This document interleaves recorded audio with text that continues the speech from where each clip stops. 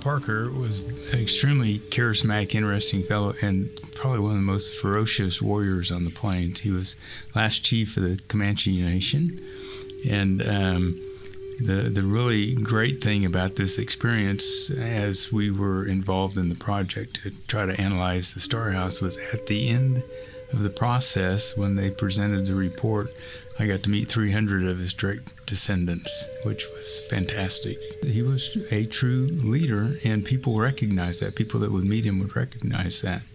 And, he was, he had people that came to the Star House, presidents and that type of thing, to welcomed him as the leader of the nation. And just truly, I think it was just his presence, that really impressed so many people. The story goes, from what I understand, Quanah Parker, who at the time was, met with many of the generals at the base and that type of thing, and thought that, if they have stars, I should be able to have some stars. And so I think that's how they got painted on the house. I cannot tell you why they're upside down and why they were as I understand it, they actually were painted on the original wood shingles as well. And you could still see some evidence that they faded out, of course, over time, but it's still there. So, and a very interesting feature, and had it not been for those stars, it wouldn't have the great name that it has today. The house was passed down, and of course, its original location was on the Fortsville Military Reservation, that eventually the home site was absorbed into their gunnery range. And so that's what necessitated the move. And the house at the time that it was moved, I think that was in 1958, it was actually Miss Birdsong's property. And she's one of the, I think a granddaughter, of Quanah, passed down through the years the property to her. And the interesting thing was, when Fort Sill actually decided to move the house, they were supposed to move it and set it up with utilities and that type of thing. What we found out was it was actually moved just off the reservation onto a plot of ground, and after 2 years, the utilities were never hooked up to it.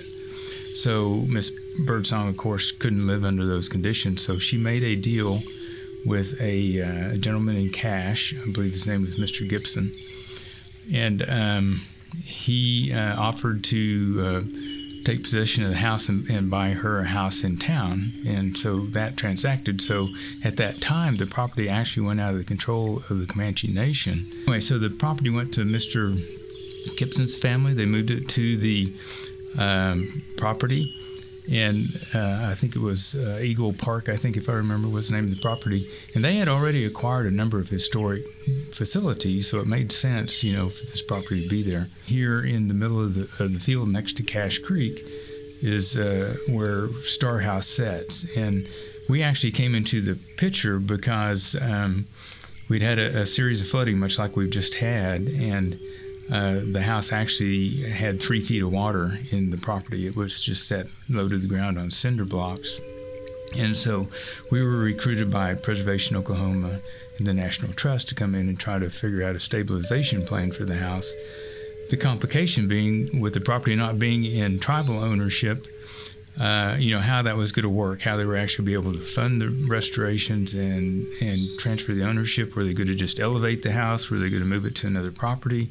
All those kind of things came into play. And so as we got involved in the property and trying to figure out what to do with it and how to stabilize it, very quickly we kind of analyzed that, okay, we have to take the home and figure out how to take it down to its very original kernel.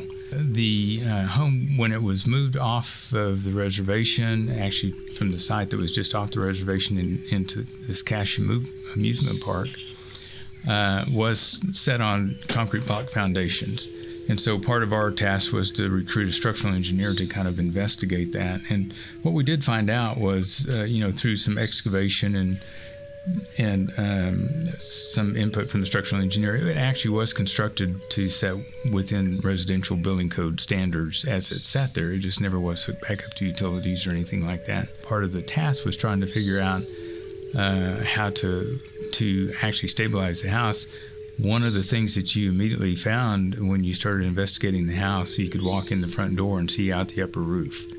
And so obviously the safety of workers, just being able to stabilize and cocoon it enough to be able to do whatever modifications were needed to do the stabilization effort was pretty tricky. It was really difficult to tell on those peripheral areas what was original and what wasn't original, because the property had just been repaired so many times through its life, and being wood exposed to the elements, all the woods had aged, and so a lot of the keys were just looking at the stamps on the different materials and things like that you could tell what was new, what was old, and that type of thing. The property was just so exposed to the elements, and probably after 1958 received very little care. So just the ravages of weather will just take a very high toll on that. And with, we did this study back in 2015, and so if nothing was done to kind of salvage the deterioration of the roof that allowed all the weather to come in, it's just probably had a devastating impact on it. But what we did find actually was on the basic structure of the house was still fairly sound. All of the interior floorboards and the decking and things like that on the roof needed to be replaced to be sound and safe. The very first process was to cocoon it, and we needed to get the roof closed in. That needed to be priority one, was to rebuild the roof and that type of thing. And so the other thing that added to it would allow us to actually solid sheathe the roofing that would give more stability to the roof than a slatted type decking that you use for wood shingles. And so we actually analyzed the property with the constructability manager, and his recommendation was, after discussions on how dangerous it was to try to just do the roof because you couldn't really load bear off of anything, we figured out a method to be able to scaffold actually up off the ground inside the house, remove some interior flooring boards and that type of thing, and be able to get up and actually work on the roof structure, get it back stabilized, and then once you did that, you work back down from the roof down to stabilize the rest of the property. If you read the book on his life, you understand, his great impact on the Comanche Nation, all of those aspects, but the great impact on the interaction with the world that was around them at the time. And it's indeed the type of property that cannot be experienced from pictures. You have to actually physically be in the property to really experience and know that you're standing in the same place that Quanah Parker stood, all those years ago.